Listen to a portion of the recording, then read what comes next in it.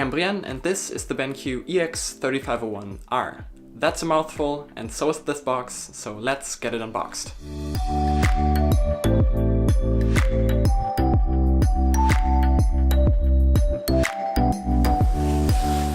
Now the box the monitor comes in is pretty huge, but that's because the monitor is so too. I usually find it nice to know which cables a monitor that I buy comes with, so I don't end up with a new monitor that I can't connect to my computer. Fortunately, BenQ did include quite a few cables, basically all of the ones that you could possibly need. An HDMI cable, a DisplayPort cable, and even a USB-C cable. And there's of course also the power brick that is pretty sizable, and a power cable. There's also some documentation and a driver CD that I don't know why you would need, and under the foam is the monitor itself. The panel is again protected by some soft foam, and the monitor does come pre-assembled, so you don't have to assemble it on your own. After unboxing it, setting it up was definitely quite the hassle. That's not the monitor's fault though.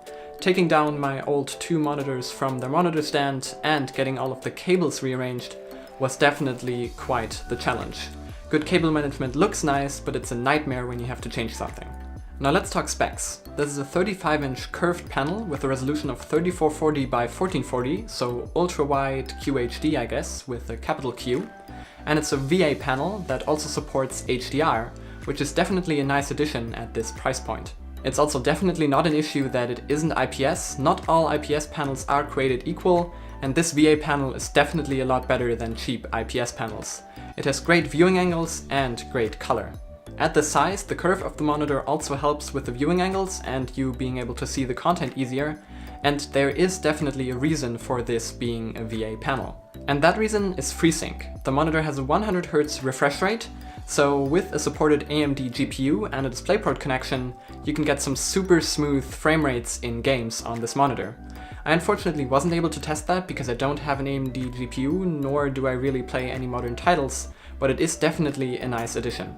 On the back of the monitor is where you'll find all of the ports. There's of course the power plug, two HDMI ports, a DisplayPort for the aforementioned FreeSync capability, two USB 3.0 ports, and a USB-C port.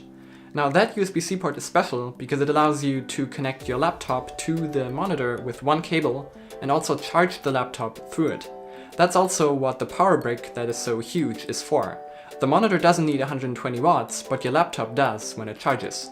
The two USB 3 ports are also nice, so you can connect up a keyboard and a mouse to the monitor, and every time you sit down at your desk, you just have to plug one cable into your laptop, and it's charging, and your mouse and keyboard and monitor are all connected. What you'll also find back here is the monitor stand.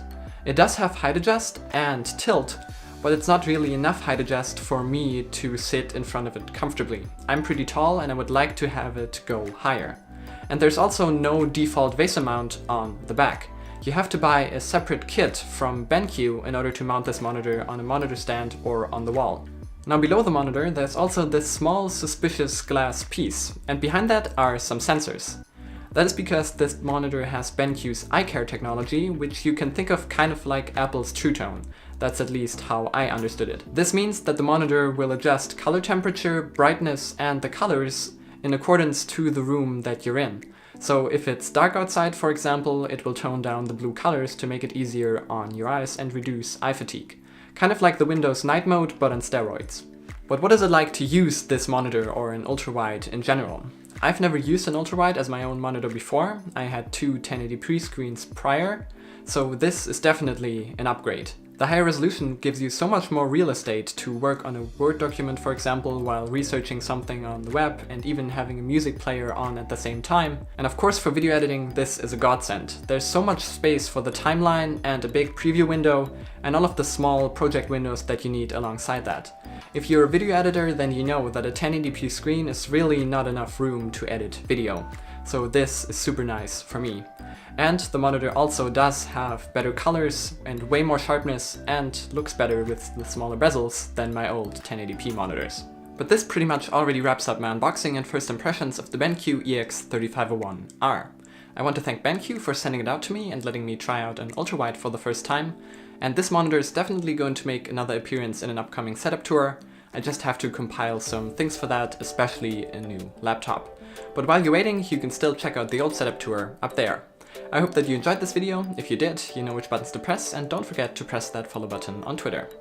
I'm Brian, thanks for watching, and I'll see you in the next one.